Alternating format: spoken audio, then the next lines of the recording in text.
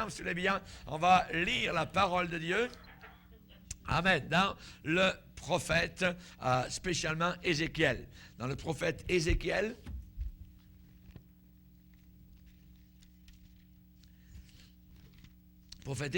au chapitre 44, et nous allons lire à partir du verset 4. Donc, nous voyons la dernière partie de ce grand message concernant donc les fils de Tsadok, les deux lignées, Abiatar et Tsadok. Et ce message donc est intitulé « Mais les fils de Tsadok ». Ézéchiel 44, verset 4. « Il me conduisit vers la porte du nord, devant la maison. Je regardais, et voici la gloire de l'Éternel remplissait la maison de l'Éternel. Et je tombais sur ma face. L'Éternel me dit, fils de l'homme, sois attentif et regarde de tes yeux, écoute de tes oreilles tout ce que je te dirai au sujet de toutes les ordonnances de la maison de l'Éternel et de toutes ses lois.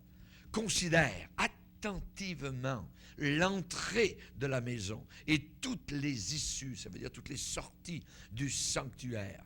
Tu diras aux rebelles, à la maison d'Israël, ainsi parle le Seigneur l'Éternel, assez, ça suffit, de toutes vos abominations, maison d'Israël. Vous avez introduit dans mon sanctuaire des étrangers incirconcis de cœur et incirconcis de chair, pour profaner ma maison. Vous avez offert mon pain, la graisse et le sang à toutes vos abominations. Vous avez rompu, cassé mon alliance. Vous n'avez pas fait le service de mon sanctuaire, mais vous les avez mis à votre place pour faire le service dans mon sanctuaire, ces fameux étrangers. Ainsi parle le Seigneur l'Éternel, aucun étranger, incirconcis de cœur et incirconcis de chair, n'entrera dans mon sanctuaire. Aucun des étrangers qui seront au milieu des enfants d'Israël. De plus, les Lévites qui se sont éloignés de moi quand Israël s'égarait et se détournait de moi pour suivre ses idoles, porteront la peine de leur iniquité. Ils seront dans mon sanctuaire comme serviteurs. Ils auront la garde des portes de la maison et feront le service de la maison. Ils égorgeront pour le peuple les victimes destinées aux holocaustes et aux autres sacrifices. Ils se tiendront devant lui pour être à son service, parce qu'ils l'ont servi devant ses idoles et qu'ils ont fait tomber dans le péché la maison d'Israël. Je lève ma main sur eux, dit le Seigneur l'Éternel, pour qu'ils portent la peine de leur iniquité. Ils ne s'approcheront pas de moi pour être à mon service dans le sacerdoce. Ils ne s'approcheront pas de mes sanctuaires, de mes lieux très saints. Ils porteront la peine de leur ignominie et des abominations qu'ils ont commises. Je leur donnerai la garde de la maison, et ils en feront tout le service et tout ce qui doit s'y faire. Mais, les sacrificateurs, les Lévites, fils de Tsadok, les fils de Tsadok, qui ont fait le service de mon sanctuaire, quand les enfants d'Israël s'égaraient loin de moi, ceux-là s'approcheront de moi pour me servir et se tiendront devant moi pour m'offrir la graisse et le sang, dit le Seigneur l'Éternel. Ils entreront dans mon sanctuaire, ils s'approcheront de ma table pour me servir. Ils seront à mon service. Amen. Père, nous voulons te bénir et te remercier. Quand tu fais la différence, Seigneur des cœurs, Seigneur, tu vois non pas l'extérieur uniquement, mais tu vois l'intérieur. L'homme regarde à ce qui frappe les regards. Mais toi, Père, tu regardes au cœur. Tu vois les intentions, les motifs. Tu vois, Seigneur Jésus, tes enfants qui t'aiment, qui luttent, qui veulent se garder purs et propres, fidèles à ta parole. Nous te prions, Père, que nous puissions être toujours des fils de Tsadok. Nous ne voulons pas nous égarer avec les autres. Nous ne voulons pas, Seigneur Jésus, porter un opprobre éternel. Nous ne voulons pas, Seigneur Jésus, que tu nous punisses, mais nous voulons au contraire être à ton service. Nous désirons, Seigneur, te plaire. Nous voulons être agréables. Nous voulons être ces vierges sages qui ont une lampe et de l'huile dans leur lampe.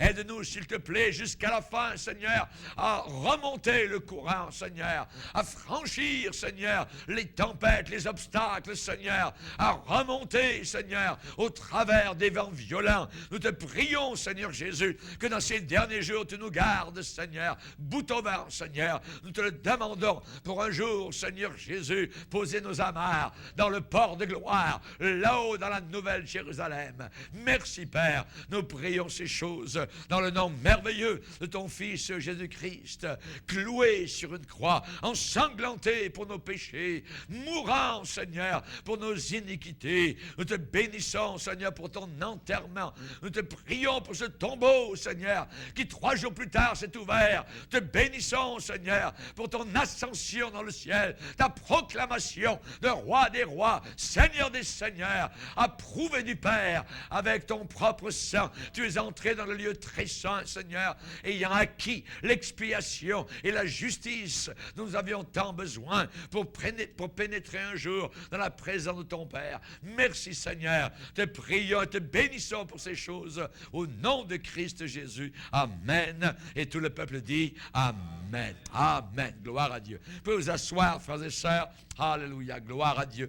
Que Dieu soit béni. Amen. Gloire au Seigneur. Le titre de ce message, mais les fils de Tsadok. Mais les fils de Tsadok.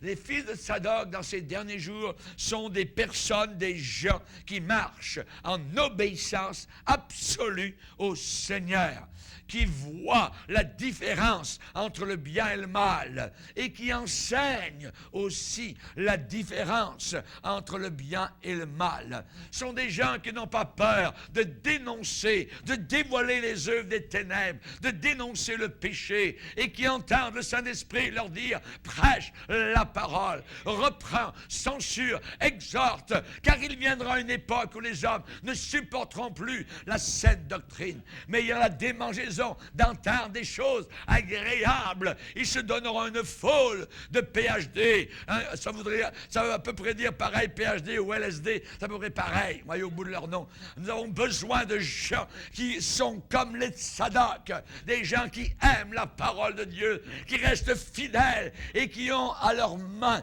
alors il y a un poignet, leur poignet crispé sur l'épée de l'Esprit qui est la parole de Dieu. Amen. Alors, la Bible dit que la crainte des hommes tend un piège. Alléluia. Ces fils de Tsadok ne craignent pas les hommes parce qu'ils craignent Dieu. Et quand vous craignez Dieu, pouvez-vous tenir devant le premier ministre, pouvez-vous tenir devant une Jézabel, pouvez-vous tenir devant une fille du diable, parce que vous ne craignez pas les hommes, parce que vous avez Dieu, le Dieu Tout-Puissant, de votre côté et de votre bord. La Bible dit que les fils de Tsadok enseigneront à mon peuple à distinguer ce qui est saint de ce qui est profane. Et ils feront connaître la différence entre ce qui est impur et ce qui est pur. Leur possession véritable dans ce monde, eh bien, c'est le Seigneur lui-même.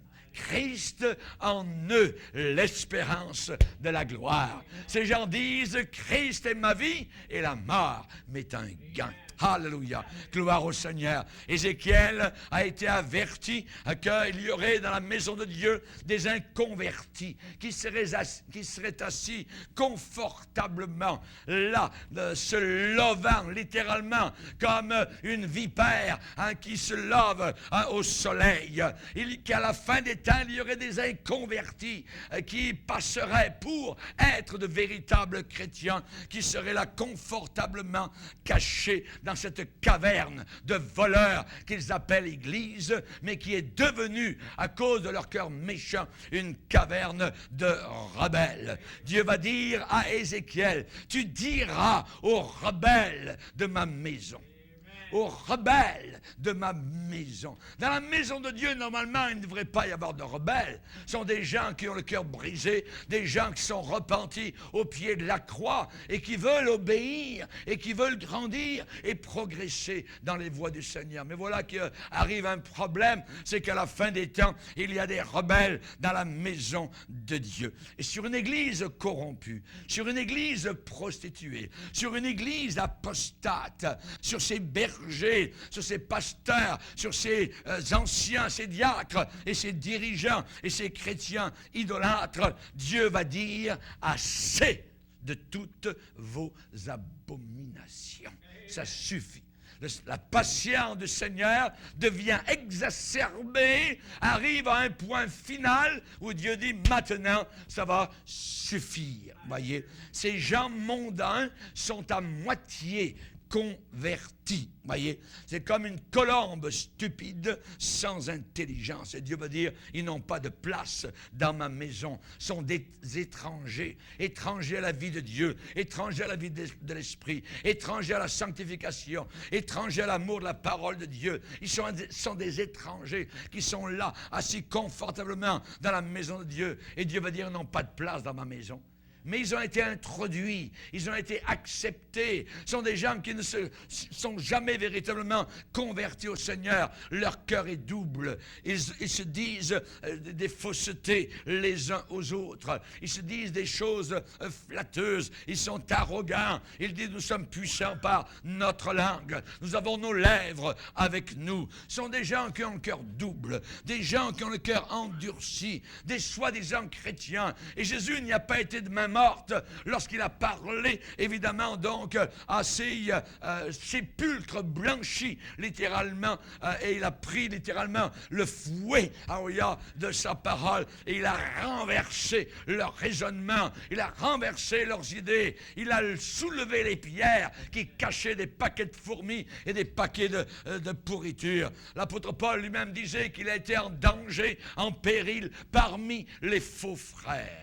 C'est un danger terrible. Quelqu'un qui vous parle de Dieu, qui vous parle de la Bible, mais en réalité, il n'est pas sauvé. Il n'aime pas le Seigneur et il ne sert pas le Seigneur. C'est un grave danger. Paul a dit, c'était des faux frères. Ces hommes-là sont des faux apôtres, des ouvriers trompeurs déguisés en apôtres de Christ. C'est la dernière heure. C'est la dernière heure, dit Jean. Nous sommes parvenus à la fin et il y a plusieurs qui, à l'intérieur de l'Église, ont l'esprit de l'Antichrist.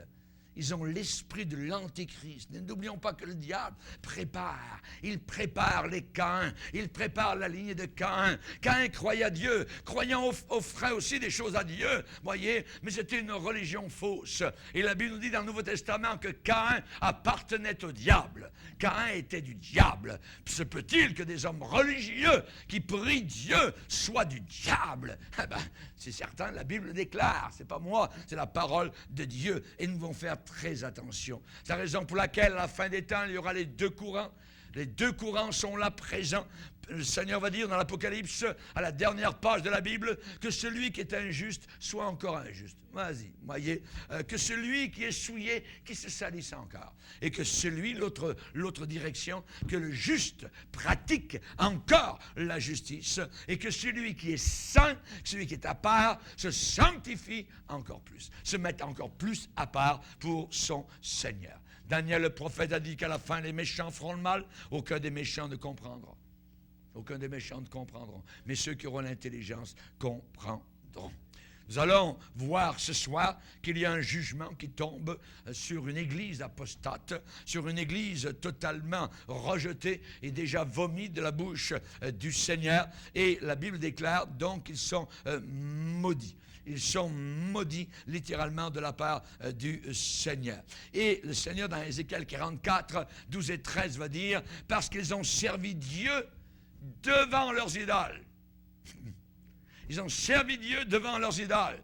Parce qu'ils ont fait tomber dans le péché les enfants de Dieu. Rendez compte? Ils ont fait tomber dans le péché. Quelle mauvaise influence. Voyez?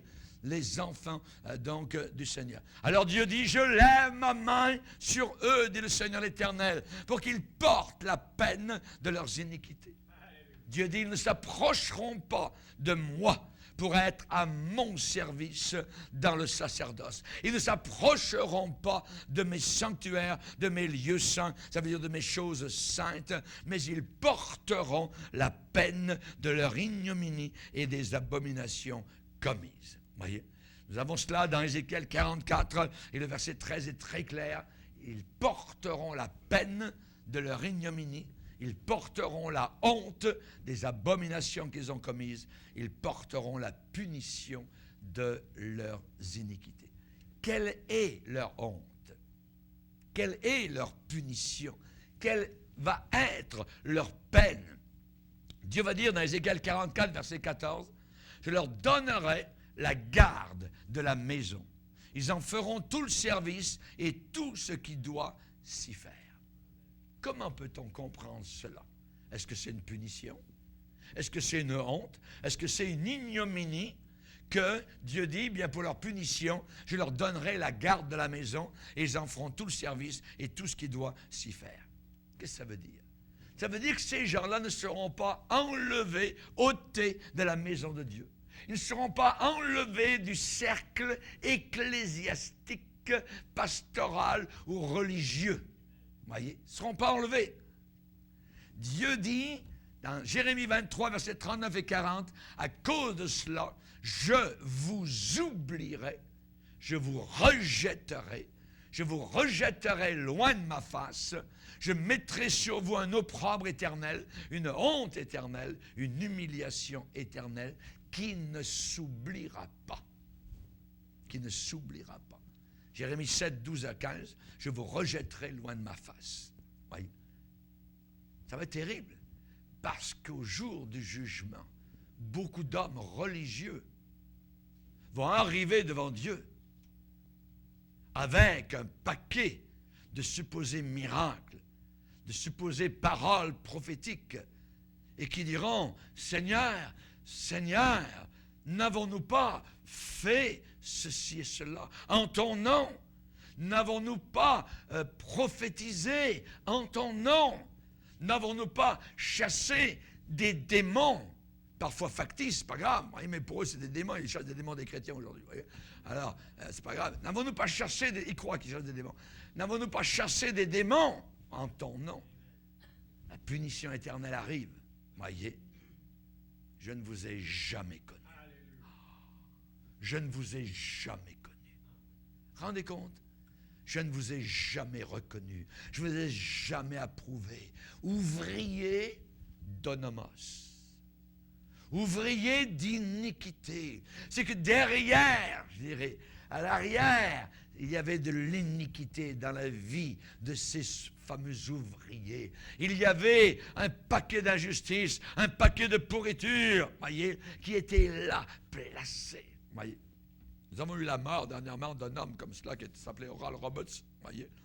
Lui est arrivé devant le monde entier, puis il a dit, Dieu m'a dit que vous devez me donner 7 millions de dollars. Sinon, Dieu m'a dit qu'il allait me tuer. Oui. Il a eu le 7 millions de dollars. Mais aujourd'hui, il est mort. Oui. Rendez compte? Quelle fausseté, quel mensonge, voyez, abominable. Chers amis, lisez avec moi, relisons Matthieu 25. Matthieu 25. Verset 41.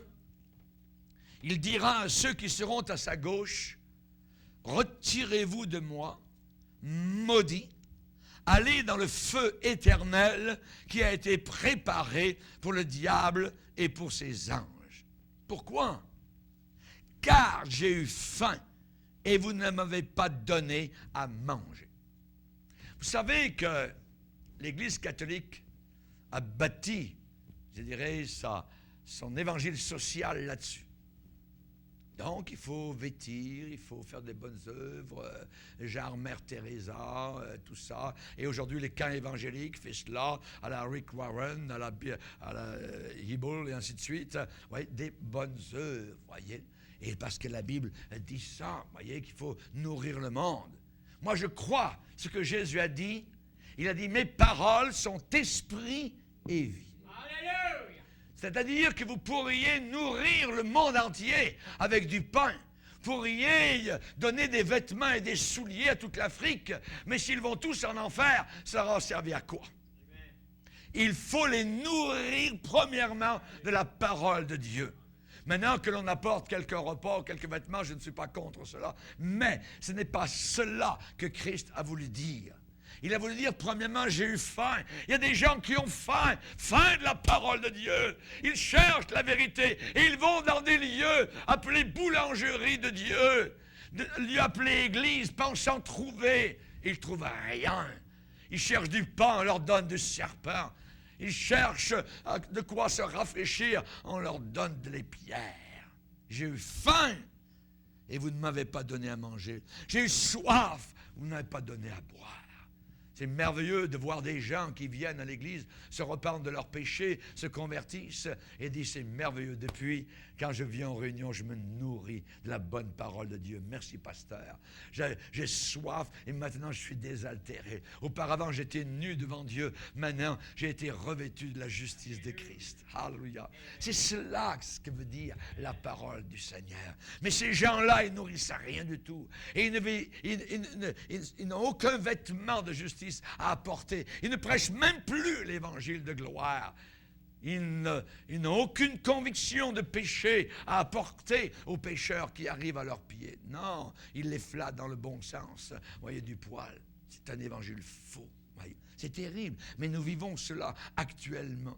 La plus grande punition, la plus grande honte, la plus terrible pour un homme de Dieu, pour une femme de Dieu, je vais vous le dire, puisque Dieu dit qu'il va les punir. Voyez. Cette plus grande honte, c'est de servir Dieu, supposément, dans la chair, sans aucune goutte d'onction. Dieu retire son onction, Dieu retire son huile, et les gars continuent à faire le travail de Dieu, et il n'y a plus une seule goutte d'eau fraîche, il n'y a pas une miette de pain pour nourrir les personnes qui sont à leurs pieds. C'est terrible. C'est un jugement de Dieu. Dieu ne les enlève pas du ministère.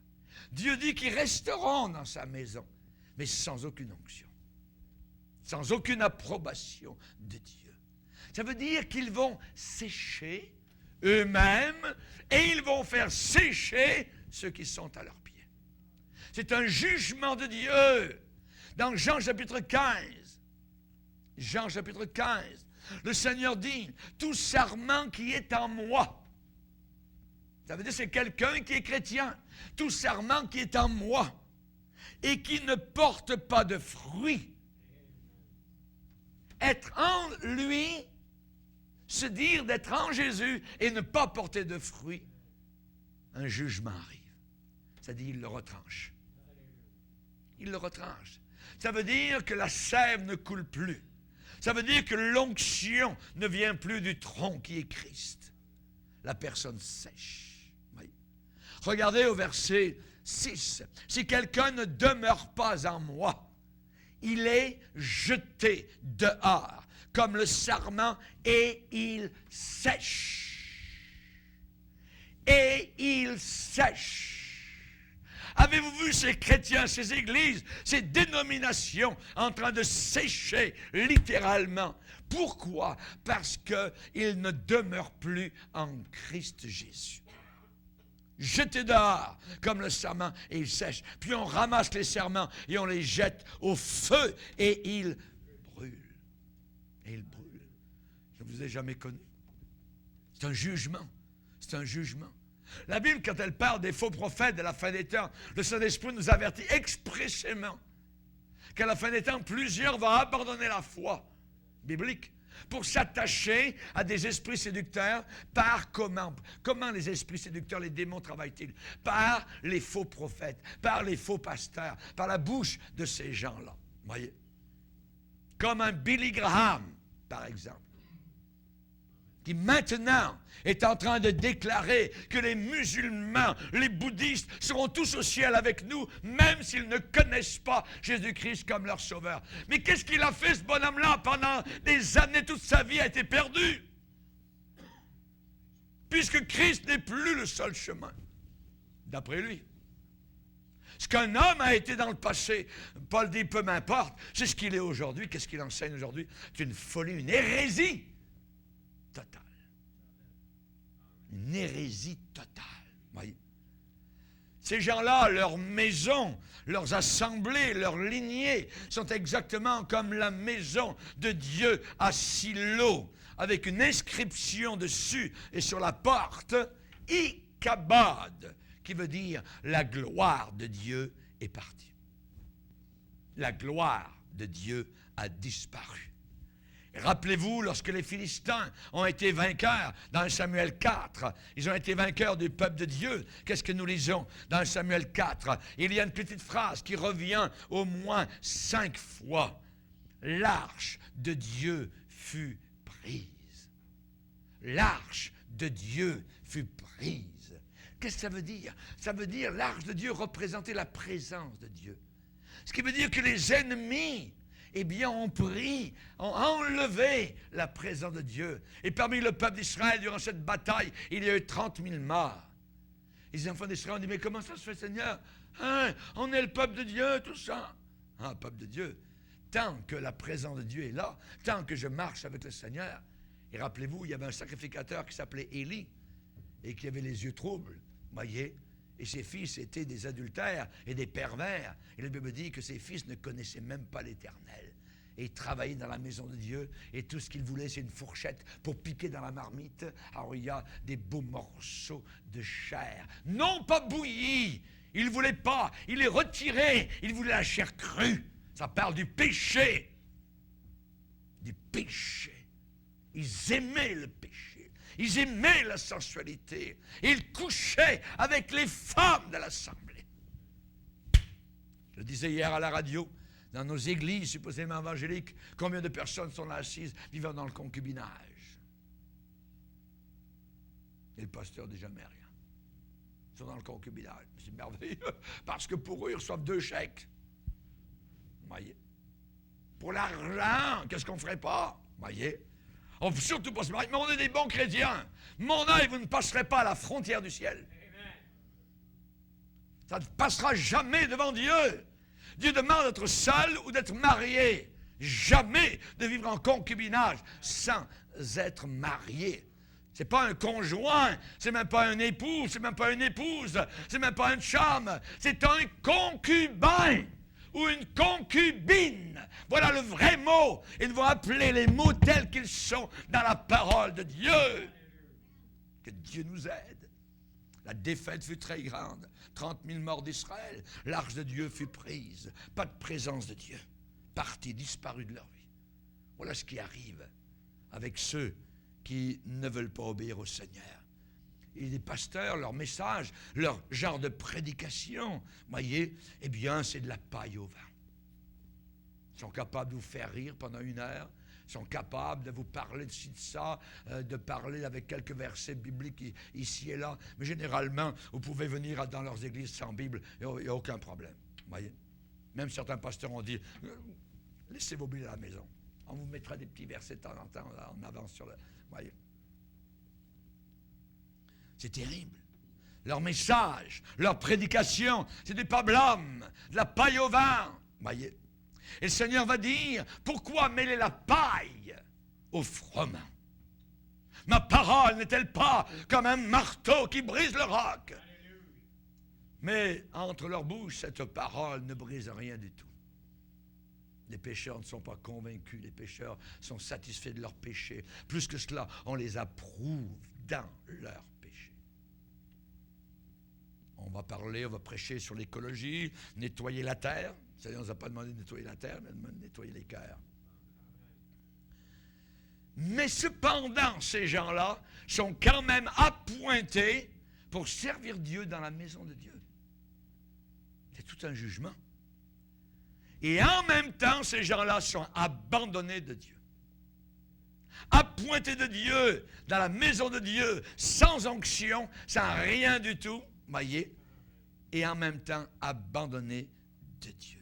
Puisqu'ils n'ont pas reçu l'amour de la vérité, Dieu leur envoie une puissance d'égarement pour qu'ils croient au mensonge.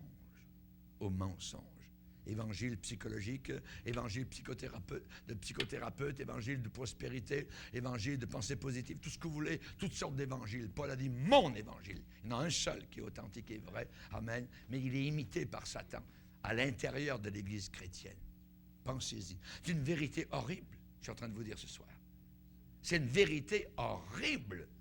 Des gens supposément de Dieu qui restent dans la chair en train de sécher eux-mêmes et de faire sécher ceux qui sont à leurs pieds. Et ils peuvent être des milliers à leurs pieds. Vérité horrible. Appointés comme ministres envers une lignée d'enfants insoumis et rebelles à Dieu. Ils sont appointés là. C'est leur condamnation. Même s'ils sont idolâtres, ils servent Dieu devant leurs idoles. La Bible dit qu'ils ont des idoles dans leur cœur et en même temps ils servent Dieu. Dieu dit ça suffit, assez, enough is enough. Les enfants d'Élie le sacrificateur, la postérité d'Élie le sacrificateur, la lignée d'Élie le sacrificateur sont exactement comme les deux fils d'Élie qui étaient Ophni et Phinès. Et la Bible dit que ces deux fils-là ne connaissaient pas l'Éternel. Il y a beaucoup de gens à l'intérieur de l'Église de Dieu qui aujourd'hui ne connaissent pas le Seigneur. Et s'ils ne connaissent pas le Seigneur, ils ne sont pas sauvés, ils sont des perdus. Pourquoi? Parce que or, la vie éternelle, c'est qu'ils te connaissent, toi, le seul vrai Dieu. Connaître, ça veut dire avoir une intimité avec.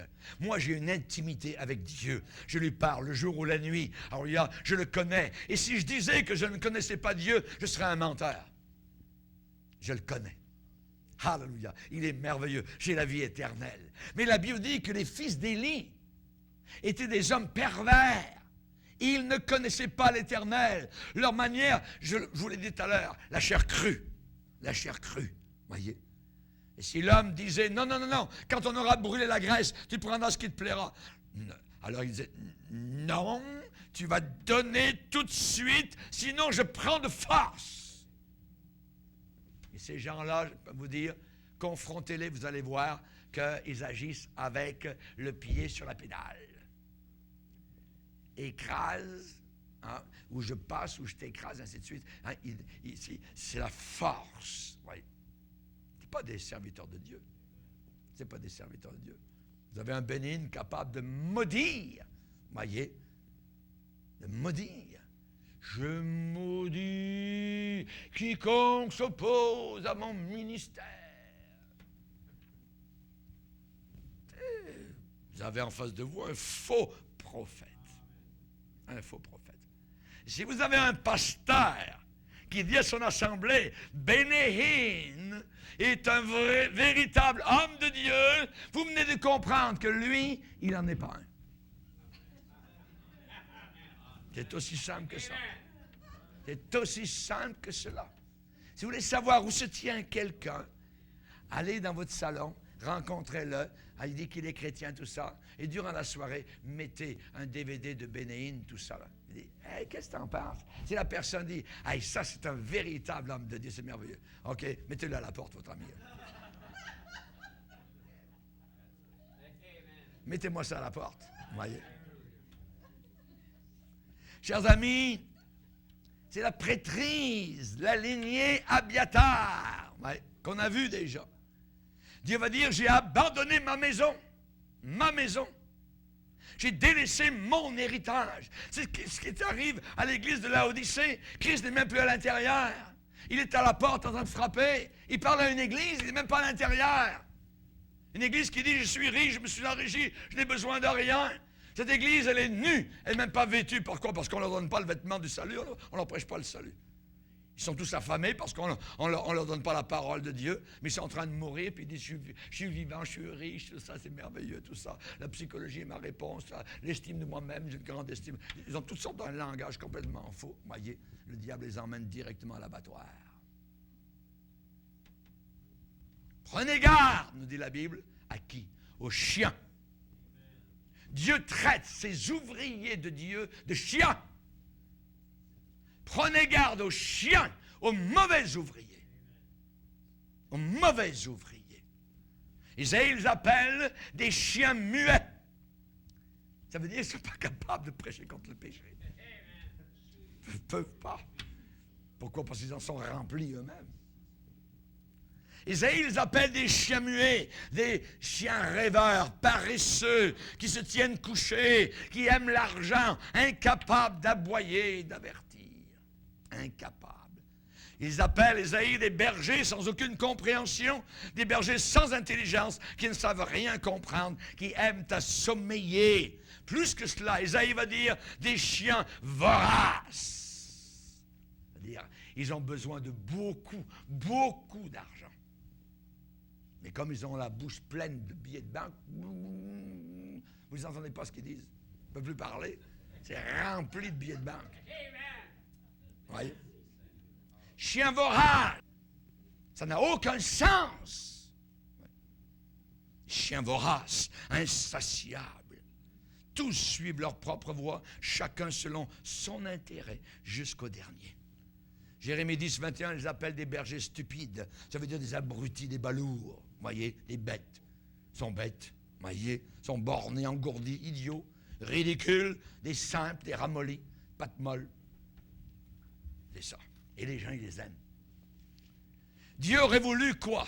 Dieu aurait voulu des bergers pasteurs selon son cœur pour paître son peuple. Et si le peuple de Dieu avait été repentant, avait abattu leurs idoles, s'ils l'avaient cherché de tout leur cœur, Dieu leur aurait donné des pasteurs fidèles, des pasteurs saints, des pasteurs authentiques et selon son cœur. Voyez? Quel est le devoir d'un pasteur? Protéger le troupeau et nourrir le troupeau. Paie mes brebis, a dit le Seigneur à l'apôtre Pierre.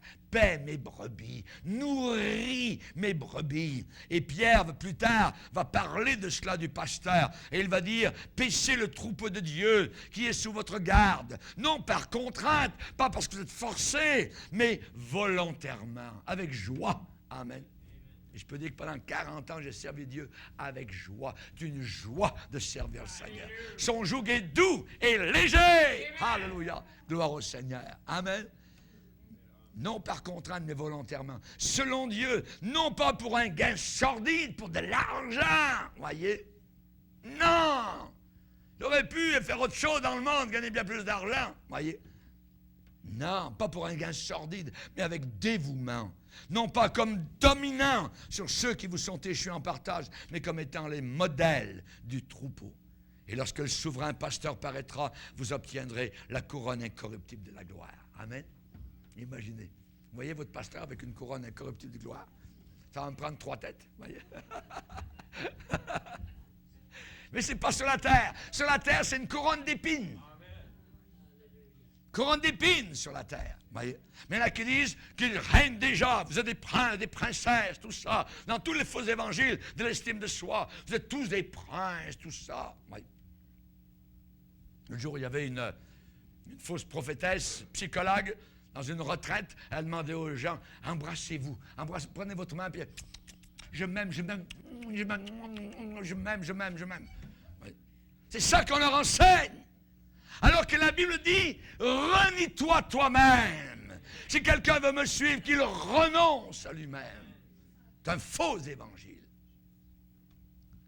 Dieu a dit, je vous donnerai des bergers selon mon cœur, et ils vous paîtront avec intelligence et sagesse. Le problème actuel, le hic, le bémol, c'est qu'il y a une majorité du peuple de Dieu qui semble préférer la prêtrise d'Élie, le sacrificateur, et le ministère d'Abiathar. Ils préfèrent cela. Attention. C'est que ce qui importe, ce n'est pas maintenant, c'est la fin. C'est la fin. Telle voie paraît droite à un homme, mais sa fin, c'est la mort. Son issue, c'est la mort. Dans Jérémie 5, Dieu va dire, et poser la question, il va dire, que ferez-vous à la fin? Que ferez-vous à la fin? À la fin, ils vont dire, on a agi en insensé. Ah oui, mais il fallait te réveiller avant. De l'autre côté, c'est trop tard. Oui. La Bible dit que le péché étant fini, produit la mort. À la fin. fin, c'est la mort. Il y a de la joie dans le péché pour un temps. Il y a de la jouissance, selon Hébreux 11, dans le péché pour un temps. Mais Jacques va dire, le péché étant fini, à la fin, il produit la mort. La mort, voyez. La Bible dit que la femme étrangère, elle parle. On dirait que les paroles coulent comme du miel, comme de l'huile, c'est onctueux, c'est merveilleux, tout ça. Puis, puis j'ai jamais rencontré un homme aussi merveilleux, un jeune homme aussi beau, tout ça. Quelle belle bête, vous voyez. De boucherie. Ça, elle ne le dit pas. La Bible dit qu'à la fin, cette femme est amère comme l'absinthe. Oh tiens, l'huile, le miel, s'est métamorphosé soudainement en absinthe. À la fin. Et il y a une église prostituée, l'étrangère, qui cherche à faire des gens leur proie. Parce que Larry King, l'interview de Joel Osteen, elle dit, il y a une femme qui parle et qui dit, la Bible dit qu'il y a un seul chemin pour aller au ciel, c'est Jésus-Christ. Larry King dit, Monsieur Osteen, vous qui êtes pasteur de 40 000 membres au Texas, à Houston, qu'est-ce que vous dites de ça? Et ceux qui ne croient pas ça, vont-ils être perdus? Vont-ils aller en enfer? Oh, je ne peux pas le dire. Je ne peux pas le dire. Je ne peux pas vous le dire. Mais oui, mais la Bible dit que... je ne peux pas le dire. Je ne sais pas. Je ne peux pas vous le dire. Cet homme-là déclare qu'il ne peut plus prêcher contre le péché. Pourquoi? Parce qu'il croit le faux évangile de l'estime de soi. Et l'évangile authentique de la croix pourrait amoindrir et écraser leurs petits feelings et sentiments. Je ne peux pas vous le dire, Monsieur Larry King. Oui, mais la dame, elle vient dire qu'il y a un seul chemin pour aller au ciel, c'est Jésus. Si quelqu'un ne croit pas à Jésus, qu'est-ce qui va lui arriver? Chien muet. Billy Graham, muet. Je ne sais pas. Muet! C'est abominable. Abominable. C'est comme de l'alcool. Quand vous regardez le beau vin pétillant dans la coupe, c'est merveilleux. Et la Bible dit qu'à la fin, il finit par mordre comme un serpent. À la fin, il finit par mordre comme un serpent. Et pour des chrétiens sensuels, indulgents vers le péché, pour des chrétiens qui se compromettent, qui aiment la mondanité, qui aiment leurs idoles d'orgueil, de grandeur, qui aiment les nombres, qui ne veulent pas changer leur manière rétrograde, à ces gens-là, Dieu leur accorde des bergers exactement comme eux, c'est-à-dire comme leur cœur double. Comme leur cœur double. Beaucoup de pasteurs ont des cœurs doubles. Et Jacques va dire, adultère que vous êtes, fornicateur que vous êtes, l'amour du monde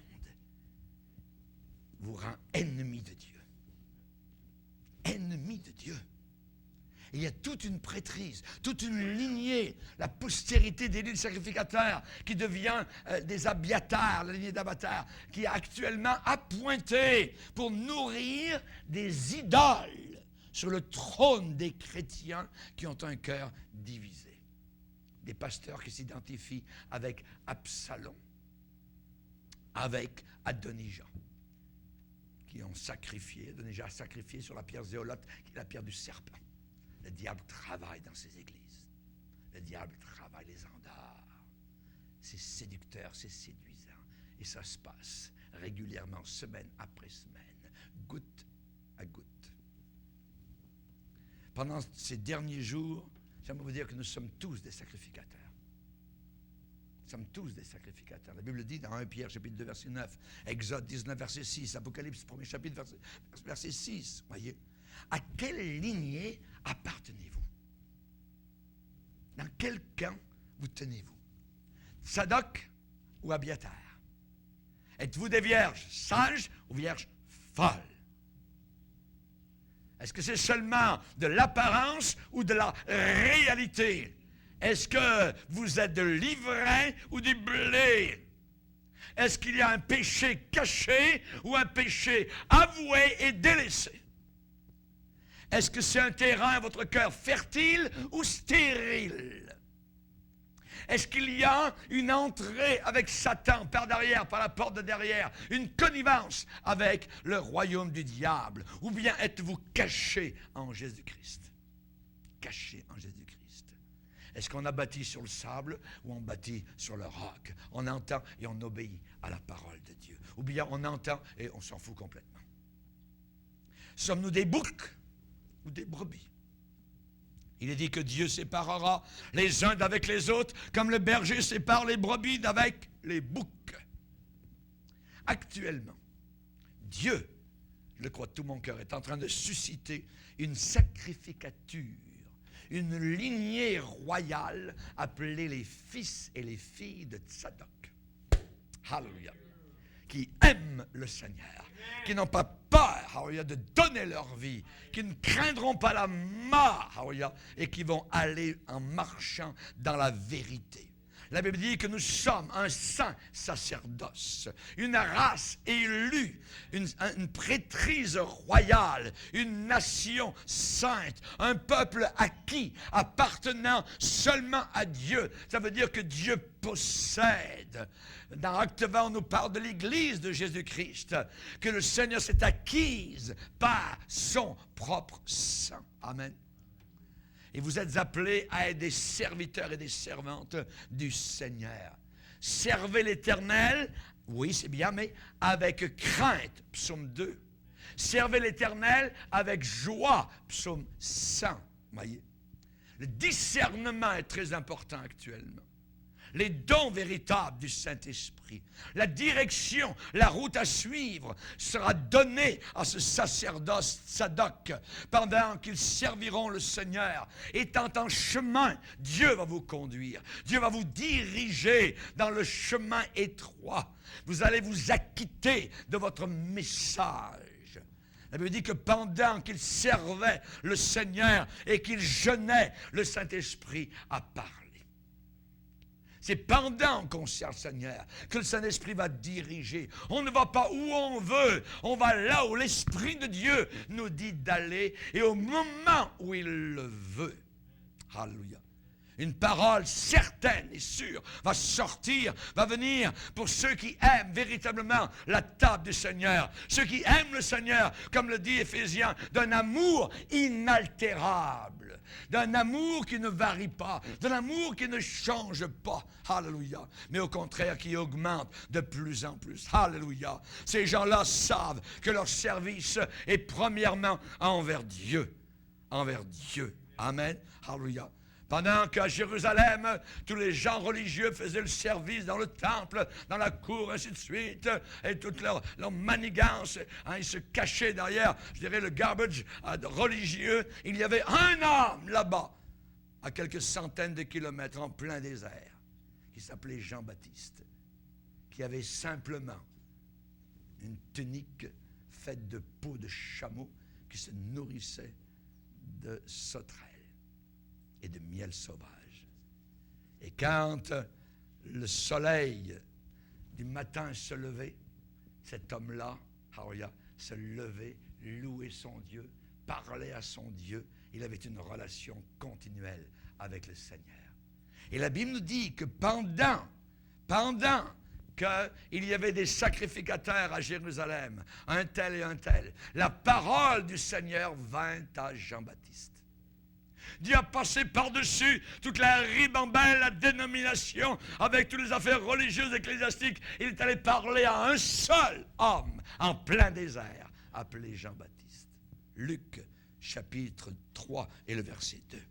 Dieu a fait une alliance pour qu'il possède pour lui-même ses serviteurs et ses servantes qui sont saints, qui sont séparés, qui sont fidèles et qui sont purs. Amen. J'aimerais en terminant vous donner une prophétie merveilleuse dans Jérémie 33.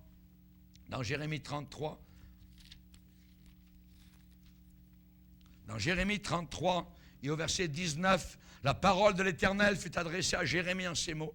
Ainsi parle l'Éternel, si vous pouvez rompre mon alliance avec le jour et mon alliance avec la nuit, en sorte que le jour et la nuit ne soient plus en leur temps, alors aussi mon alliance sera rompue avec David, mon serviteur, en sorte qu'il n'y aura point de fils régnant sur son trône.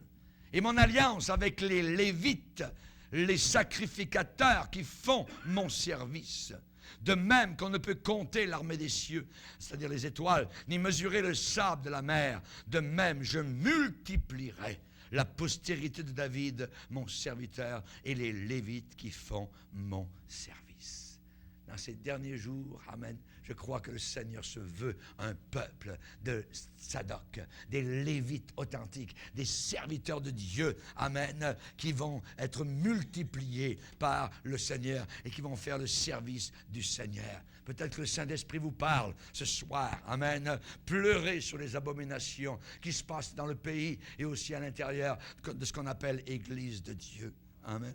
Est-ce que vous êtes fatigués de tous les ministères qui se glorifient eux-mêmes? C'est de la vaine gloriole. À l'intérieur, il y a de la musique de Satan. Les habillements sont totalement négligés. Et il y a une faim pour la sainteté de Jésus-Christ. Alors on va s'asseoir à la table du Seigneur. Amen. Il dresse devant mes ennemis une table. En face du diable, une table. Et il y a de la nourriture. Et je me nourris. Et je peux regarder Satan dans le blanc des yeux et lui dire: arrière de moi, Satan. Amen. Alléluia. Gloire au Seigneur. Amen. Gloire au Seigneur. Que le reste Tsadok puisse sortir victorieux, visible et oint.